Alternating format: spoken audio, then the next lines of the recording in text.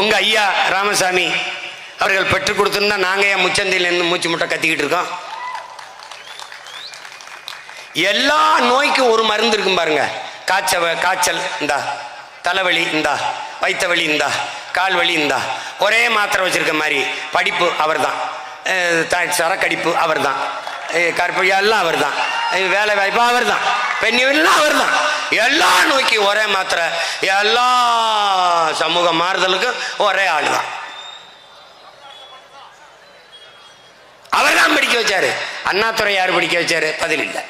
அன்பழக நெடுஞ்செழியனை யார் படிக்க வச்சது? பதில் இல்லை. எங்களுக்கு நல்ல தெளிவு இருக்கு. எங்களை படிக்க வச்சது எங்க ஆத்தால பணம். பலாயிரம் பள்ளிக்கூடத்தை திறந்து படிக்க வச்சது எங்க தாத்தா காமராஜ். பலாயிரம் டாஸ்மார்க்கை திறந்து குடிக்க வச்சது நீங்க, உங்க அப்பா, உங்க ஆளுக. போதையின் பாதையில் செல்லாதீர்கள், உங்கள் அப்பா கேட்கிறேன். நன்றாக பேணி பாதுகாத்த உங்க உடம்பை எதற்காக நீங்கள் இப்படி செய்கிறீர்கள்? சேலம் மாவட்டத்தில் டாஸ்மார்க் வியாபாரம் குறைஞ்சு போச்சா? சேலம் மாவட்டத்தில் டாஸ்மார்க் வியாபாரம் குறைஞ்சு போச்சா? தஞ்சாவூர்ல குறைஞ்சு போச்சா? என்னது விசாரிங்க. இதெல்லாம் என்ன வருது? நம்பர் 1. எந்த கொம்பனாலும் குறை சொல்ல முடியாத ஆட்சியில் வருகிறது. நம்பர் 1 முதலமைச்சரின் ஆட்சியில் வருது. எதுல நம்பர் 1? எந்த தகுதியும் இல்லாத இந்த நிலத்திலே ஒருவர் முதலமைச்சர் ஆயிருக்கார் என்றால் அதில் நம்பர் 1 நம்ம ஒண்ணுதான்.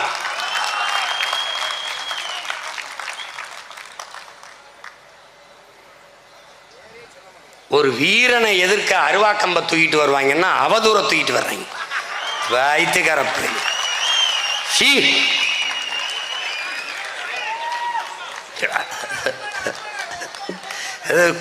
கொடுமை. அப்ப என்ன நடக்குது? எதற்காக பஞ்சமர் நிலம் வருதுங்கிறத நீ புரிஞ்சுக்கணும். அப்ப அவர் என்ன பண்றாங்க? இந்த பாரு, இதே செங்கல்பட்டுல 1800 இங்க பாரு ஒரு சட்டம் இருக்குது. இந்த ஒப்பந்த மீறல் சட்டம் 1859 கொண்டு வரான். அந்த சட்டப்படி 1889 என்ன பண்றான்னு பாத்தீங்கன்னா, இதே செங்கல்பட்டுல ஒரு குற்றமும் செய்யாதவர்களை உடன்பாட்டு மீறல், ஒப்பந்த மீறல் 9000 பேரை தண்டிச்சிடறான். அந்த தண்டிக்கப்பட்ட மக்கள் வாழ்ந்த நிலத்தில் இருந்துதான் அவர்கள் இழந்த உரிமை உள்ள நிலத்தை நாம் கேட்டு போராடி கொண்டிருக்கிறோம். இப்ப 9000 மக்கள் தண்டிக்கப்பட்டிருக்காங்க.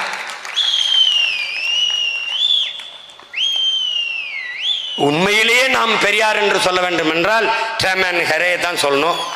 உண்மையிலேயே தமிழர்கள் பெரியார் என்று போற்ற வேண்டும் என்றால் தவிச்ச வாய்க்கு குடிக்க தண்ணி கொடுத்த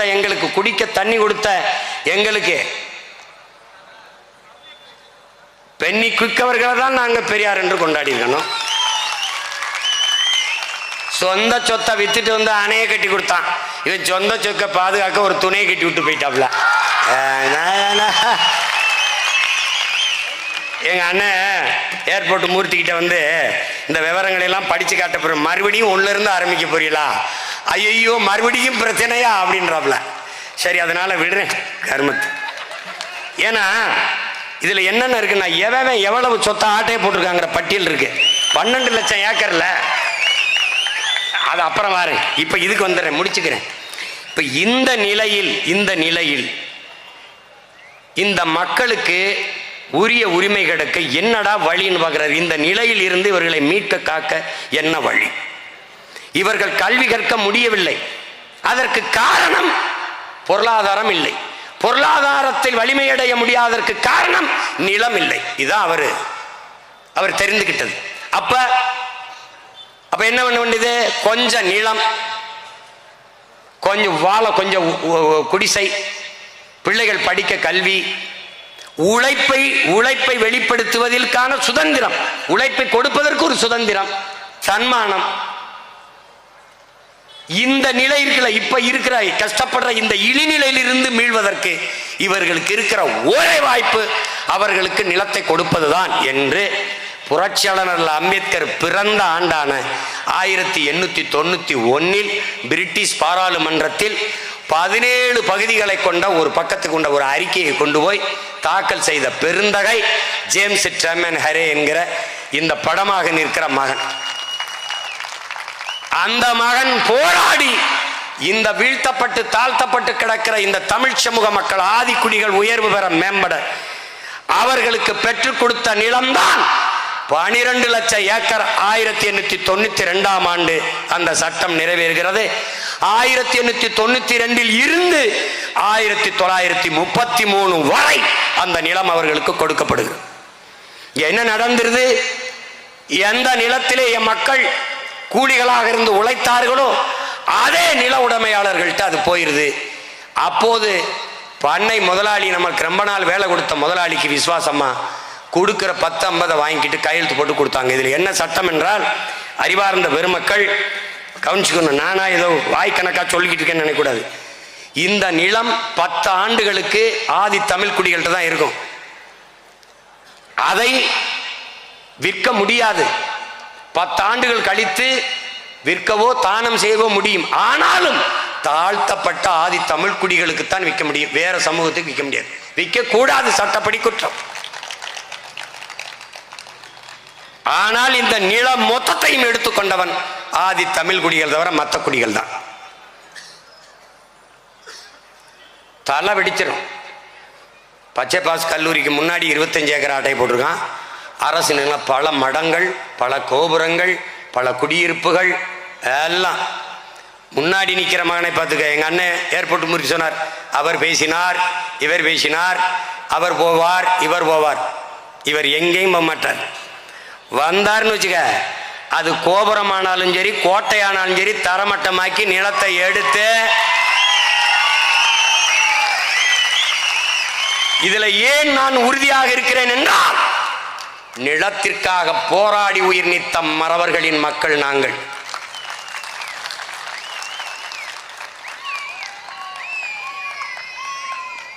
என் அன்பான மக்களே, உங்கள் தாய் நிலத்தை பேரன்பு கொண்டு காதலியுங்கள். உங்களை பெற்ற தாயோ 10 மாதம்தான் உங்களை வயிற்றில் சுமக்கிறார்.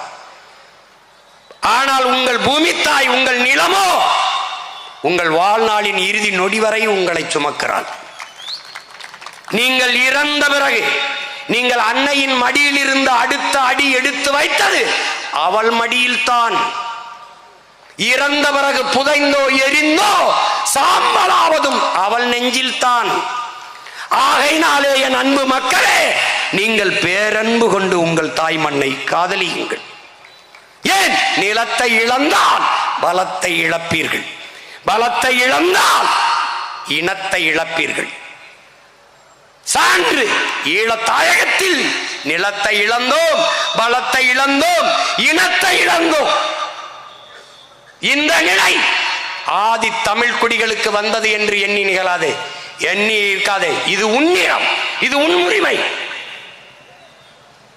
இந்த உடலிலே எல்லா பாகங்களும் உறுதியாக இருக்கலாம். ஆனால் என் அன்பு தம்பி தங்கைகளே, என் உடலை சுமந்து நிற்கிற இந்த கால் உறுதியாக இல்லை என்றால் என் உடல் நோயுற்ற உடல்தான். ஆதி தமிழ் குடிகள் எழுச்சியுற்று சுதந்திரம் பெற்று விடுதலை பெற்று எழாமல் நீ விடுதலை பெற முடியாது, உரிமை பெற முடியாது. ஆதி தமிழ் குடிகளை மதிப்பதற்கு பதிலாக பன்னெடுங்காலமாக இந்த மக்கள் மிதித்து வைத்திருப்பது கொடுமை. இந்திய அரசியலமைப்பு சட்டம் 42 இடம் 2 இடம் பழங்குடிகளுக்கு என்று ஒதுக்கி தரவில்லை என்றால் உங்கள் மனச்சான்றை தொட்டு பதில் சொல்லுங்கள். இந்த இந்திய கட்சிகள், திராவிட கட்சிகள், 1 இடம் ஆதிப்பறையருக்கு, தேவேந்திரருக்கு, பழங்குடி மக்கள் ஈரலர் குறவருக்கு ஏதாவது கொடுத்திருக்குமா என்று நீங்கள் சொல்லுங்கள். தந்திருக்காரு.